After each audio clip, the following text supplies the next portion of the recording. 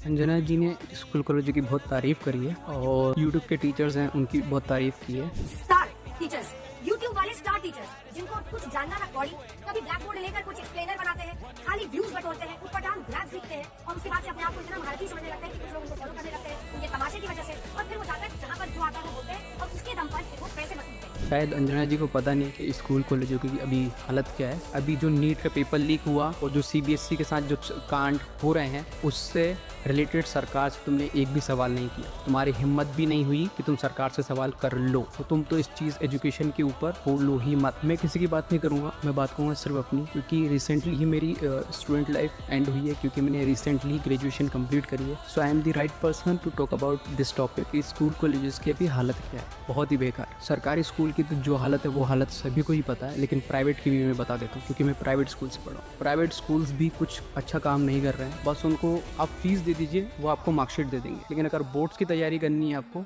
तो वो हाथ खड़े कर देंगे। वो कहेंगे आप खुद से पढ़ लो, क्योंकि उनसे तो पढ़ने के कोई मतलब भी नहीं है। जहाँ बात रही मेरी, तो मैंने भी अपनी बोर्ड्स की पढ़ाई के लिए यूट्यूब से ही पढ़ा था। मैंने बीबीए किया और बीबीए के लिए भी जो टीचर्स थे मैंने यूट्यूब से ही पढ़ाई करी थी उनके लिए, क्योंकि स्कूल कॉलेजेस की जो हालत है मैं क्या बताऊँ। टीचर्स लेक्चर लेने आते ही नहीं, उनको बुला बुला के लेके आना पड़ता है कि आपका लेक्चर है, आप आइए पढ़ाइए, और उनको इससे मतलब ही नहीं है कि बच्चे को समझ में आ रहा है कि नहीं आ रहा है। आइए नोट्स लिख लीजिए, रट्टे तो के पढ़ लीजिए और एग्जाम में जाके लिख दीजिए। बस आखिरी के 3 साल यही करके आखिरी में डिग्री लेके चली जाइए। आपने 3 साल में क्या सीखा? कुछ नहीं। अंजना जी बोल रही थी एजुकेशन को धंधा बनाया है। एजुकेशन को धंधा सरकार ने ही बनाया है। जब सरकार ने ये डिसाइड कर लिया था कि हम एजुकेशन प्राइवेट सेक्टर के हाथ में डाल देंगे, तो वो उसी दिन से एजुकेशन एक धंधा बन गया था। उसके लिए कोई भी ना ही यूट्यूबर टीचर जिम्मेदार है, ना ही कोई और जिम्मेदार। उसके लिए सरकार ही जिम्मेदार है, क्योंकि हमारे हाथ में सरकारी स्कूल है। उसकी ये हालत आप देख लीजिए कैसी है। तो अंजना जी, ये हालत है हमारे स्कूल और कॉलेजेस की।